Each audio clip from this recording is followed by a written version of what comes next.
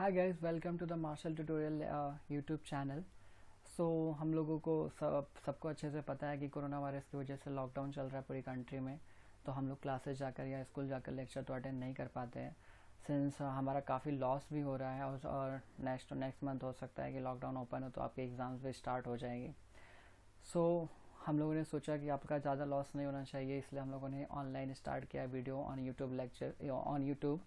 अगर आप लोगों के पास या आपके किसी फ्रेंड के पास 10th का बुक नहीं है या फिर उसको वीडियो लेक्चर्स अवेलेबल नहीं हो पा रहे हैं तो मैं ये वीडियोस और उसका बुक का लिंक भी डिस्क्रिप्शन में शेयर करूँगा। तो अगर आपको टेंशन लेने की ज़रूरत नहीं है कि आपके पास बुक है या नहीं है, आप ऑनलाइन जाकर बुक्स भी डाउनलोड कर सकते हो। So please share this video to the all your friends जिनके पास अवेलेबल नहीं है। और गैस मैं एक बात ये भी बता देता हूँ कि हम लोग यूट्यूब पे लाइव आकर वीडियो पढ़ाना चाहते हैं, लेकिन यूट्यूब की कंडीशन है कि अगर हमारे पास 1000 सब्सक्राइबर अवेलेबल होंगे तो ही हम जाके यूट्यूब पे लाइव पढ़ा सकते हैं।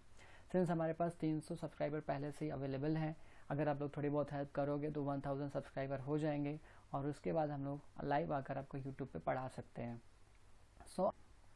सो आज के लेक्चर में हम लोग पढ़ेंगे chapter number 2 periodic classification of element. उसका रीज़न ये है, आप लोग बोलोगे चैप्टर नंबर 2 है, चैप्टर नंबर 1 क्यों नहीं है। तो यूट्यूब चैनल पे मैंने पहले से ही चैप्टर नंबर 1 का वीडियो बनाकर रखा हुआ है, जहाँ पर ऑलरेडी 4-5 वीडियो है। तो जिसको भी जाकर मतलब चैप्टर 1 पढ़ना वो 3-4 वीडियोज़ देख ले, उसमें मैं नए वीडियो को भी नेक्स्ट वीक में अपडेट करूँगा। तो आज के लेक्चर में हम लोग डिस्कस करने वाले हैं पीरियोडिक क्लासिफिकेशन ऑफ एलिमेंट। तो यहाँ पे बहुत सारा प्रॉब्लम या बहुत सारा डिस्कशन और बहुत सारी कन्फ्यूजन लोग क्रिएट करते हैं स्कूल्स में, कॉलेजेस में। लोग डायरेक्ट एटम और एलिमेंट्स को पढ़ना स्टार्ट कर देते हैं। मोस्ट ऑफ द पीपल या मोस्ट ऑफ द स्टूडेंट को ये नहीं मालूम होता कि एलिमेंट की डिस्कवरी कैसे हुई है। तो hi guys, my name is Abeg Abdullah and I am telecommunication engineer. तो क्वेश्चन ये रहता है लोगों का कि यार ये एलिमेंट्स, ये एटम लोगों ने डिस्कवर कैसे किया था, लोगों को सबसे पहले पता कैसे चला कि ये एलिमेंट क्या होता है, एटम क्या होता है। तो इसका बहुत सारे लोगों ने क्वेश्चन किया कि एटम की डिस्कवरी कैसे हुआ। तो सबसे पहले मैंने आज के लेक्चर में एटम की डिस्कवरी के बारे में थोड़ा बहुत आप लोगों को बताऊंगा। उसके बाद एटम क्या होता है, उससे एलिमेंट्स क्या है वो, और एटॉमिक मास क्या होता है, एटॉमिक नंबर क्या होता है, ये सारी चीज़ें हम लोग डिस्कस करेंगे। तो ये किसी ने क्वेश्चन किया कि भाई ये एटम क्या होता है और लोगों ने इसकी डिस्कवरी कैसे की थी। तो पहले के ज़माने में बहुत सारे साइंटिस्ट थे, उन लोगों का ये मानना था कि मतलब उन लोगों ने भी सोचना चालू किया एटम पिक्चर में आया कैसे। तो उन लोगों ने सबसे पहला नेचर को ऑब्जर्व करना चालू किया। नेचर में ऑब्जर्व किया तो उन लोगों ने देखा कि मतलब बहुत सारे डिफरेंट कलर्स होते हैं। जैसे कि आपको मालूम, अगर आप अभी इस वक्त अपने घर पे होगे तो आपके जो वॉल्स का कलर होगा, जो आपके टाइल्स का कलर होगा, सबका कलर अलग होता है और सबका साइज भी डिफरेंट होता है। मतलब जिससे भी पार्टिकल से वो कलर बना हुआ होता है।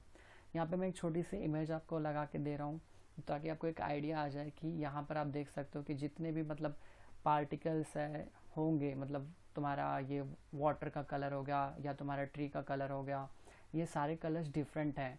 यहाँ पे मैंने एक छोटी सी पिक्चर लगाई है जिसमें आप लोग देख सकते हो 2 वॉल है। एक वॉल का कलर थोड़ा सा मरून रेड टाइप का है और एक वॉल का colour little bit bluish colour का है। तो क्वेश्चन ये है कि ये दोनों वॉल का कलर डिफरेंट क्यों है।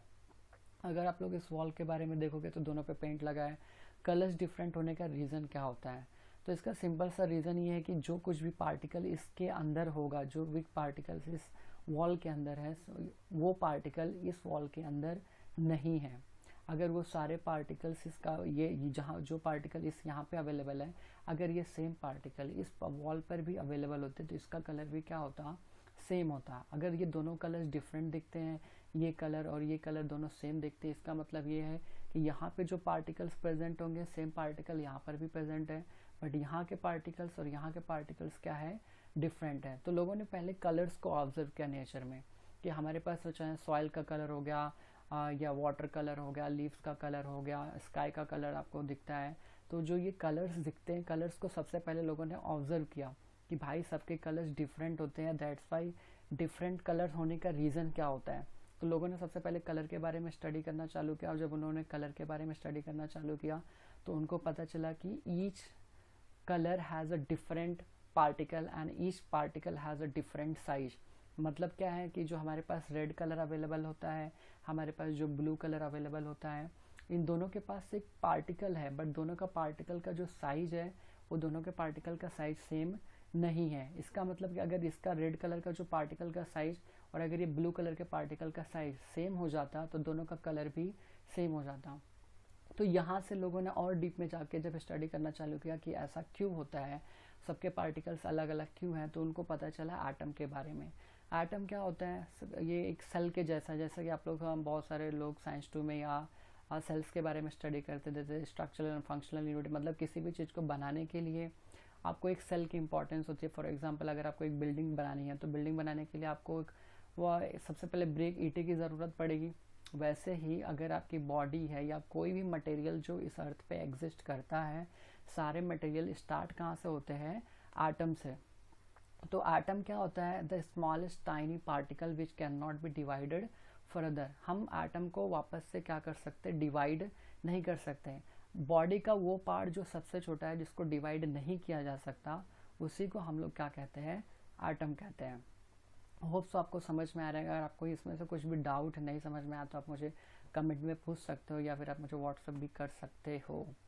तो नेक्स्ट हम लोगों ने सिंस यहाँ पर देखा कि ये एलिमेंट्स की डिस्कवरी कैसे हुई। जब बहुत सारे एटम्स, सेम एटम्स मतलब सेम पार्टिकल्स कंबाइंड हो जाते हैं, तब जाके क्या बनता है, एलिमेंट। जैसे आपने रेड कलर देखा, तो रेड कलर क्या एक टाइप का एलिमेंट है। उसमें क्या हो, बहुत सारे पार्टिकल जो सेम साइज के थे एक साथ आ गए, तो उन लोगों ने क्या बना लिया, एलिमेंट बना लिया। अगर आप ब्लू कलर का देखोगे तो वो भी एक डिफरेंट टाइप का एलिमेंट है, तो उसमें भी क्या होगा, सेम साइज सबका होगा, बट रेड कलर का जो साइज होगा और जो ब्लू कलर का साइज होगा वो सेम नहीं होगा। तो जब सेम साइज के पार्टिकल एक साथ आ जाते हैं तो एलिमेंट क्या हो जाता है, बन जाता है। सिंस यहाँ पे हम लोगों ने एलिमेंट की डिस्कवरी में थोड़ा शॉर्ट में देख लिया कि क्या होता है, अब हम लोग डिस्कस करेंगे कि पीरियोडिक का मतलब क्या होता है। पीरियोडिक मतलब कोई भी चीज़ जो रिपीट होती है particular after interval of time, मतलब कि अगर फिक्स्ड इंटरवल ऑफ टाइम के बाद अगर कोई चीज़ रिपीट होगी तो उसको हम लोग पीरियोडिक बोलते हैं। जैसे कि आपका आज कोई भी डे, मान लो अगर आपके पास संडे है तो संडे के 7 डेज बाद वापस से क्या आता है, संडे ही आता है। नंबर ऑफ डेज हो गया, संडे मंडे ट्यूसडे, अगेन फिर वो सैटरडे आएगा, फिर संडे आएगा, तो नंबर ऑफ डेज हो गए, नंबर ऑफ मंथ के टाइम हो गया। या आपका मतलब बहुत सारे एग्जाम्पल्स है जो पीरियोडिक में दे सकते। जो कोई भी चीज़ एक पर्टिकुलर इंटरवल के बाद रिपीट होती है उसी को हम लोग क्या बोलते हैं, पीरियोडिक बोलते हैं। वो उसमें बहुत सारे एग्जाम्पल्स मैं आगे आपको बताने वाला हूँ। तो गाइज इस लेक्चर को समझने के लिए या फिर जो पर्टिकुलर टॉपिक हम लोग पढ़ रहे हैं chapter 2 periodic classification of element, इसको समझने के लिए हमको कुछ बेसिक नॉलेज होना चाहिए। सबसे पहले हमको पता चला होना चाहिए कि पीरियोडिक टेबल क्या होता है। सेकंड हमको पता होना चाहिए कि एटॉमिक मास क्या होता है। एंड थर्ड हमको पता होना चाहिए कि एटॉमिक नंबर क्या होता है। बहुत सारे स्टूडेंट को हो भी सकता है कि एटॉमिक मास एटॉमिक नंबर पता भी हो, बट इट्स ओके। आप थोड़ा बहुत मैं और डिटेल में यहाँ पर आपको बता देता हूँ ताकि आपको आगे नेक्स्ट लेक्चर में सारा जो टॉपिक होगा उसी पे बेस्ड होगा, एटॉमिक मास और एटॉमिक नंबर पे। तो उसको सबसे पहले हम लोग को क्लियर करना ज़रूरी है। अदरवाइज जब मैं नेक्स्ट लेक्चर बनाऊंगा तो उसमें अगर आपको एटॉमिक मास और एटॉमिक नंबर क्लियर नहीं है तो आप कंफ्यूज हो सकते हो। Now so let's discuss what is atomic mass. तो एटॉमिक मास क्या होता है, तो एटॉमिक मास के बारे में आप लोगों को मोस्टली पता होगा। किसी का भी जो वेट होता है, अगर मैं बोलूँ कि आपका वेट कितना है तो आप बोलोगे 55, 45 या 60 kg। जो कुछ भी आपका वेट होता है उसको हम लोग क्या बोलते हैं, एटॉमिक मास। यहाँ पे मैं स्क्रीन पे आपको कुछ एग्जांपल दे रहा हूँ पीरियोडिक का। पीरियोडिक मतलब आपका स्कूल का टाइम टेबल हो गया, क्लॉक का टाइम हो गया, रोटेशन ऑफ अर्थ हो गया, ये सारी चीज़ें क्या होती है पर्टिकुलर टाइम के बाद रिपीट होती हैं, तो वो पीरियोडिक उसको बोलते हैं। तो हम लोग let's discuss again atomic mass क्या होता है। एटॉमिक मास ये है कि मतलब बहुत सारे लोगों से क्वेश्चन करते हैं। अगर मैंने आपसे क्वेश्चन किया आपका वेट कितना, तो आप बोलोगे कि मेरा वेट 50-40 kg है। तो आपका ये जो वेट है, ये वेट किस बेसिस पे आपने कैलकुलेट किया, तो आप बोलोगे सिंपल है, मेरे बॉडी के अंदर जो भी मतलब मसल्स है, हमारी बॉडी के अंदर जो भी बोन्स है, उनका वजन, उनका जो वेट होगा वही हमारा क्या बन जाता है, एटॉमिक मास बन जाता है।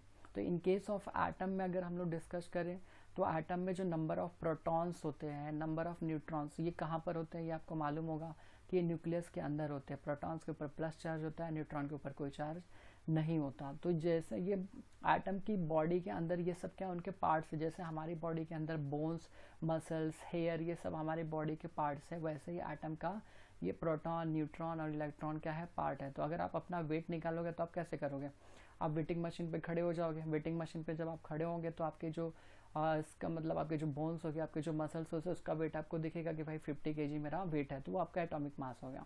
बस इन केस ऑफ अगर हमको हाइड्रोजन का, कार्बन का, ऑक्सीजन का एटॉमिक मास निकालना, तो हम उसका मास कैसे निकालेंगे? तो उसका मास निकालने के लिए हमको प्रोटॉन कितने होते हैं उसमें और नंबर ऑफ न्यूट्रॉन कैसे होते हैं। प्रोटॉन को मेरे हिसाब से, मेरी थियरी से मैं उसे बोन्स जैसा ट्रीट करता हूँ, स्ट्रक्चर देता है ये। और न्यूट्रॉन ये मसल से, जितना ज़्यादा आप न्यूट्रॉन उसमें बढ़ाओगे उसका वेट उतना क्या होता है, बढ़ता है। फॉर एग्जांपल आपके पास बोन्स तो है, बट अगर आपको अपना वेट बढ़ाना है तो आपको क्या बढ़ाना पड़ेगा, आपकी मसल्स बढ़ानी पड़ेगी। तो आपका जितना ज़्यादा मसल्स इंक्रीज होगा, इनकेस आपका न्यूट्रॉन इंक्रीज होगा, उतना ज़्यादा आपका मास इंक्रीज होगा। क्वेश्चन ये है कि एटम के अंदर तो इलेक्ट्रॉन भी होता है, तो हम लोग इलेक्ट्रॉन को कंसिडर क्यों नहीं करते?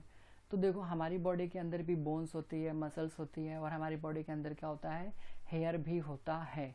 बट क्या हेयर का कोई वेट है? हेयर का तो अगर हम लोग वेट ट्रीट करेंगे तो हमको पता चलेगा कि यार ये तो नेग्लिजिबल है, उसका वेट लो ना लो कोई फ़र्क पड़ता नहीं है। इसलिए एटम का पार्ट में इलेक्ट्रॉन भी आता है, बट इलेक्ट्रॉन का वेट सेंस बहुत नेग्लिजिबल होता है, तो उसको हम लोग क्या कर देते हैं, अवॉइड कर देते हैं। तो सिर्फ बचे कौन से, दो मेन मेंबर बचते हैं, एक हो जाता है प्रोटॉन और एक हो जाता है न्यूट्रॉन। तो प्रोटॉन्स का जो वेट होगा प्लस जो न्यूट्रॉन का वेट होगा, वो दोनों के वेट को ऐड कर देंगे और उसको हमको क्या मिल जाएगा, एटम का वेट। और वहाँ पर हम इलेक्ट्रॉन का वेट कंसिडर नहीं करते क्योंकि उसका मास काफ़ी नेग्लिजिबल होता है, जस्ट लाइक आवर हेयर।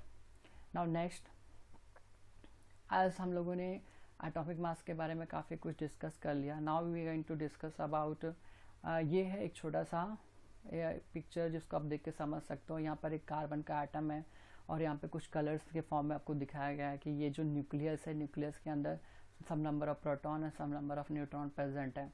और ये जो बाहर की सेल, आउटर मोस्ट सेल है, इस सेल के अंदर इलेक्ट्रॉन्स प्रेजेंट है। तो हम लोग इसका एटॉमिक मास कैलकुलेट कैसे करेंगे?